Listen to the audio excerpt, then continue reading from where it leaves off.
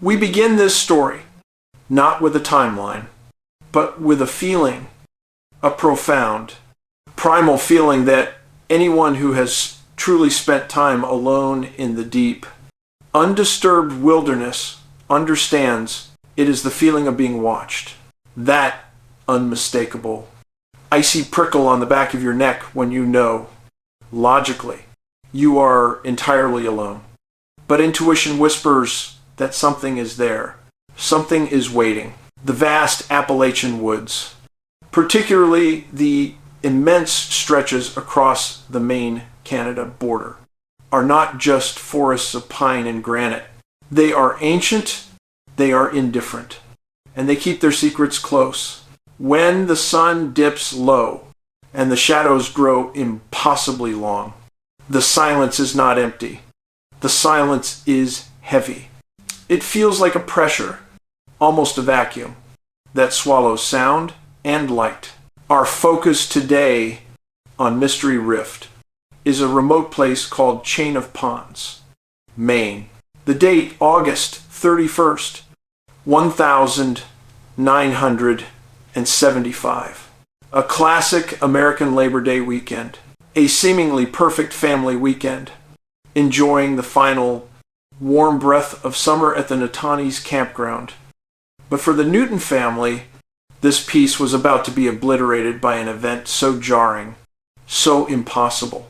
It defies human explanation.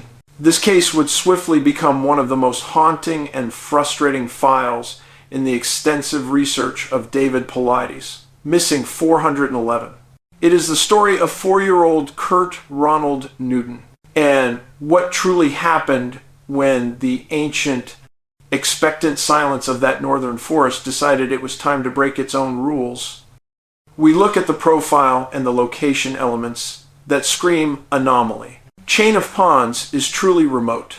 And when I use that term, I mean wilderness that has largely resisted being tamed. It's a land defined by interlocking lakes, vast cedar bogs, and dense, unforgiving conifer growth. The Natani's campground sits right on a rough woods road, a place where a young child should be safe, easily visible, and contained.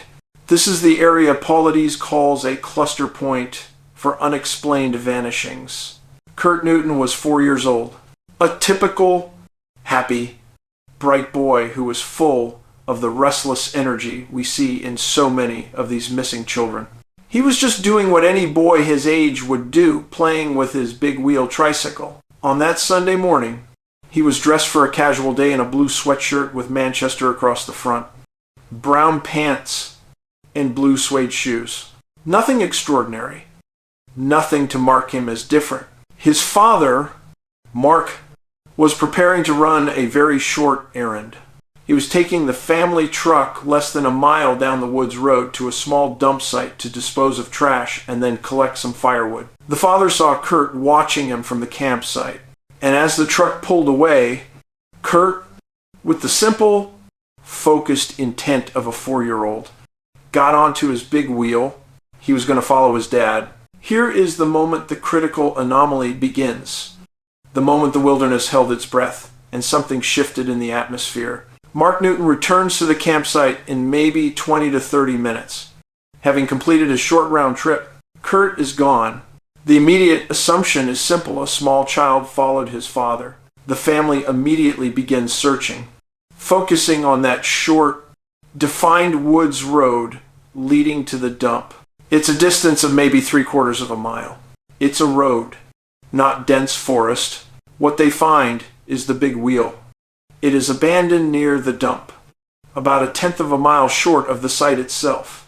This suggests Kurt made it almost the entire distance. But here is the critical point, the first piece of the puzzle that simply does not fit the logic of a simple runaway child.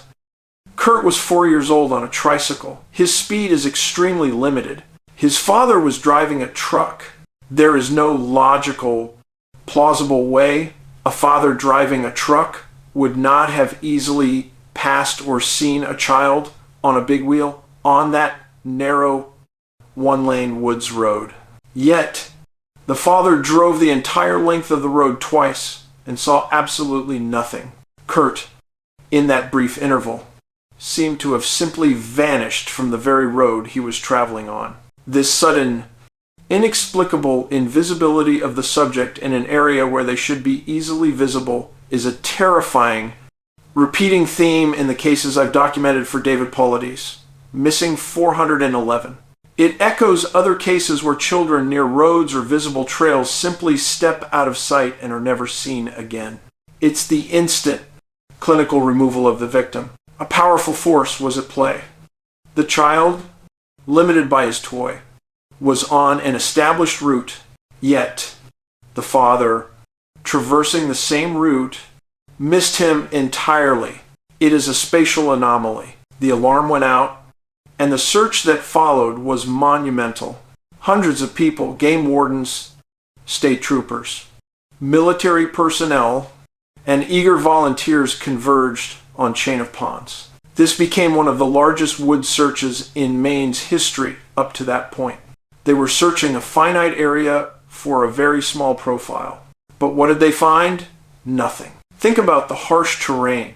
The land is unforgiving. It's characterized by bogs, steep granite ravines, and exceptionally dense foliage. But even with that difficulty, the question remains, could a 4-year-old, in just a few short hours, cover enough ground to evade the coordinated search efforts of hundreds of trained professionals? The overwhelming consensus from SAR experts who study these anomalies is a definitive no. This is where the evidence becomes truly chilling. Search dogs, some of the best tracking animals in the state, showed very little interest in tracking from the abandoned big wheel. It was as if the scent trail simply stopped, abruptly, less than a few feet from the tricycle. It suggested the child was not walking away, but was lifted or transported away. This complete lack of a scent trail is another hallmark of the missing 411 profile. It suggests the target was removed from the ground plane almost instantly, defying normal movement. Abduction by a human seems unlikely, given the risk. Abductors don't typically stop to leave a tricycle near a public dump site for the father to find almost immediately. It's too strange. This small detail, the abandoned toy, feels less like a criminal act and more like a deliberate, almost taunting message left right on the edge of the wilderness. Furthermore, during the extensive search for Kurt, several volunteers reported hearing unusual and unexplained cries deep in the woods. They were too faint to locate, or they seemed to move erratically through the valley.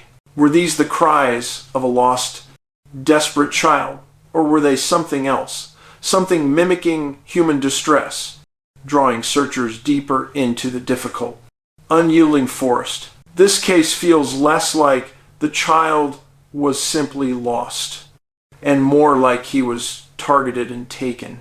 And the swift, silent methodology of the taking fits the profile of a non-human predator. The Chain of Ponds area sits squarely within a vast corridor of uninterrupted wilderness, a region where local Native American folklore speaks volumes about entities that watch and wait. These tales describe a swift, stealthy creature that operates with an unnatural efficiency, often linked to high elevations, granite peaks, and remote waterways, all characteristics of this Maine landscape. We must consider the strong possibility that Kurt, in his innocent, focused attempt to follow his father, was observed by something that viewed him as a fleeting target of opportunity. This is a classic profile, a sudden, impossible disappearance, close proximity to a defined trail, and the complete failure of search dogs and SAR teams to find any trace.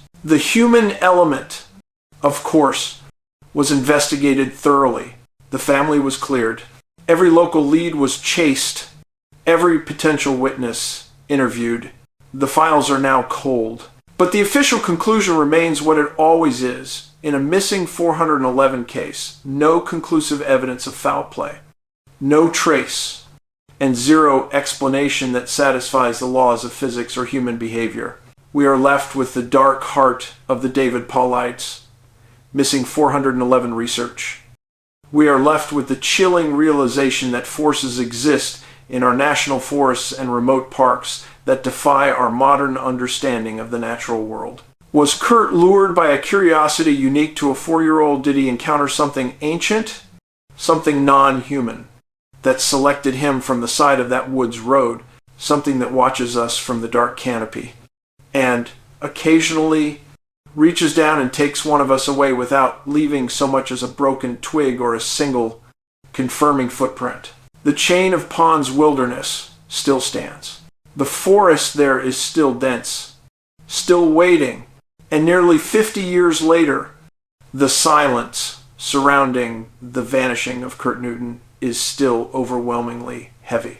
We may never truly know the truth of what happened on that ordinary Sunday in 1975. But here, on Mystery Rift, we keep the file open, because until we understand the terrifying patterns, the vast, unforgiving wilderness will keep taking our loved ones, one by one,